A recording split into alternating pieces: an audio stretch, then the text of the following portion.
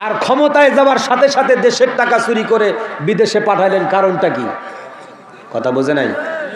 এটার নাম কি? এই কলিপুরের ভাইরা বলেন, এটার নাম কি? এই মোবাইলটা চায়না কোম্পানি তৈরি করেছেন। চায়না কোম্পানি জানে এর যেই ক্যামেরাটা আছে এটা যদি নষ্ট হয়ে যায় তাহলে আমার কোম্পানির আরেকটা ওই মাপের ক্যামেরা লাগাতে হবে, এটা অন্য কোনো কোম্পানি দিলে হবে না, ঠিক কি না? তো মেকারের কাছে গেলেন, গিয়ে বললেন যে ভাই আমার ক্যামেরাটা চলে না। মেকার এটা খুলে বলল যে ঠিক আছে, এই নাম্বারের একটা ক্যামেরা এই কোম্পানির লাগাতে হবে। বলছে লাগান। উনি একটা ওই কোম্পানি চায়না কোম্পানির ক্যামেরা এনে সেটিং করে দেওয়ার সাথে সাথেই আবার মোবাইলটা অন হয়ে গেল, আগের মতো চালু হয়ে গেল। আমি আপনাকে বোঝাতে চাই যে এই কোম্পানির ক্যামেরাটা মোবাইলে লাগানোর সাথে যদি মোবাইল চালু হয়ে যায়, আপনাকে বললাম যেই লোকটা কোনো না কোনো স্কুলে পড়েছে, কোনো না কোনো কলেজে পড়েছে, কোনো না কোনো ইউনিভার্সিটিতে পড়েছে, বিশ্ববিদ্যালয়ে পড়েছে, ওই জায়গায় ওই কোম্পানিতে যেই নাম্বারটা দেওয়া হয়েছে ওই নাম্বারের প্রোডাক্টটা চেয়ারে বসার সাথে সাথে চুরি করা শুরু করেছেন। কথা বলেন। তাহলে বোঝা গেল আমরা এতদিন যাবত যাদেরকে এই কোম্পানির চেয়ারে বসালাম, এই কোম্পানি এই মালটা, এই ক্যামেরাটা চুরি কোম্পানির ক্যামেরা, চুরি কোম্পানির মাল, একে যেখানে দিবেন সেখানেই চুরি করবে। সুতরাং চোরের কোম্পানির মাল আগামী দিনে ক্ষমতার মসনদে বসতে দেওয়া হবে না, ঠিক কিনা? ভাইরা আমার শুনুন, খাদিজা বললেন ওরাকা ইবনে নওফেল ভাই, তাহলে ওই নবী যদি আসে আমাদের কি করতে হবে? ওরাকা ইবনে নওফেল বলতেছেন খাদিজা, আমি যদি ওই দিন পর্যন্ত বেঁচে থাকতাম তাহলে আমি আমার নবীকে সাহায্য করতাম, আমি আমার নবীর হাতে হাত দিয়ে কালিমা পড়ে মুসলমান হয়ে যেতাম। খাদিজা ওই লোকটির কাছে যিনি কালিমা পড়বে তিনি চিরজান্নাতি হবে, আর যারা বিরোধিতা করবে তারা জাহান্নামী হবে। খাদিজা বললেন ভাই, সিদ্ধান্ত নিয়েছিলাম 3 জন স্বামী ইন্তেকালের পর আর কোনোদিন স্বামী গ্রহণ করব না।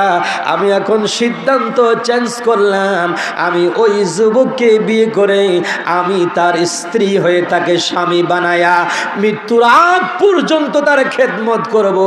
আমার জীবন যৌবন জানমাল যা আছে সব কিছু আমি নবী মুহাম্মদকে দিয়ে দেব। সিদ্ধান্ত পরিবর্তন করে নবী মুহাম্মদকে বিবাহের জন্য পয়গাম দিয়ে দিলেন। একটু জোরে কান সুবহানাল্লাহ। বিয়ের দাওয়াতটা কেমন হবে, খাওয়াটা কেমন হবে, বিয়ে হওয়ার পরে ব্যবস্থাটা, বিয়ে হওয়ার পরে অবস্থাটা কি পর্যায়ে দাঁড়িয়ে গেল, আপনারা কি শুনবেন না চলে যাবেন? শুনে যাবেন। কারা কারা শুনবেন? কারা কারা শুনবেন একটু দুটো হাত তুলেন দেখি। লিল্লাহি তাকবীর, লিল্লাহি তাকবীর। বাস হাত নামান, একটু আলোচনায় সামনের দিকে চলে যাই। ভাইয়েরা আমার আলোচনা এখানে রাখলাম। আমার আল্লাহ পাক বলেন ইল্লাল্লাযীনা আমানু ওয়া আমিলুস সলিহাত। ঈমান আনলে শুধু হবে না, সাথে সাথে আমলে সলে ভালো কাজ করা লাগবে। ভালো কাজ আমরা করতে চাই কি চাই না? ভাই কথা বলেন না, যে ভালো কাজ করতে চান কি না? যদি না করেন ঈমান থাকবে না, করলে ঈমান থাকবে। এই জন্য ভালো কাজ করার দরকার। একটা উদাহরণ দেই, আমি একটু উদাহরণ দিতে বেশি পছন্দ করি। উদাহরণ হলো, আপনি যদি মসজিদে বসে বসে একবার সুবহানাল্লাহ পড়েন, জান্নাতের ভিতরে আল্লাহ একটা বৃক্ষ দেবেন, যেই বৃক্ষের নিচ দিয়ে জান্নাতের তেজুয়াল ঘোড়া দৌড় দিয়ে চলে গেলে 550 বছর যাবে, এরপরও গাছের ছায়া শেষ হবে না। এত বড় বিশাল একটা ভালো কাজ আপনি করলেন, আপনার কোনো শত্রু আছে নাকি?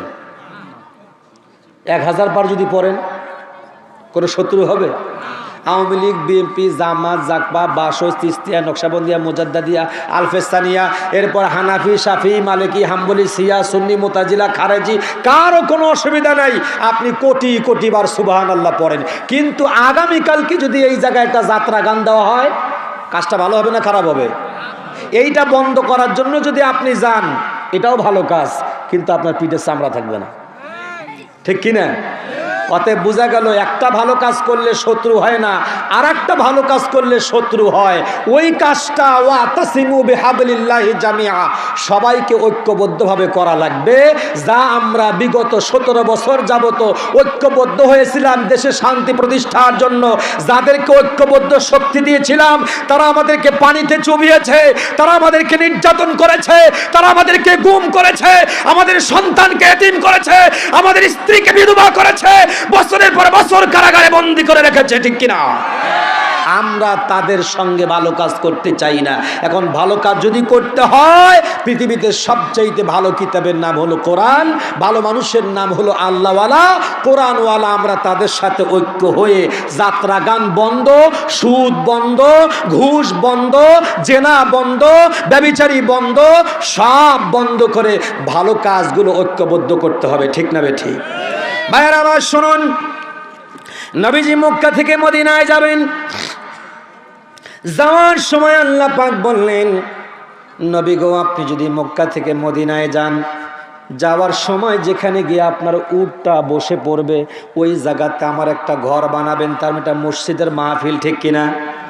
যারা উঠে চলে যাবেন, ওইটার নাম হলো মুনাফিক, ওইটা হলো প্রতারক, ওটা হলো কোরআনের মাহফিলকে ভণ্ডুল করার জন্য ষড়যন্ত্রকারী, ওর বাপের নাম হলো শয়তান। কথা বলেন। আল্লাহ বলেন, ওয়ামাইয়াশু আন যিকরির রহমান নুকাইয়িদ লাহু শাইতানান ফাহুয়া লাহু করিন। যারা জেনে শুনে বুঝে সুঝে আল্লাহর শরণ থেকে দূরে সরে যায়, ওদের ড্রাইভার হলো শয়তান।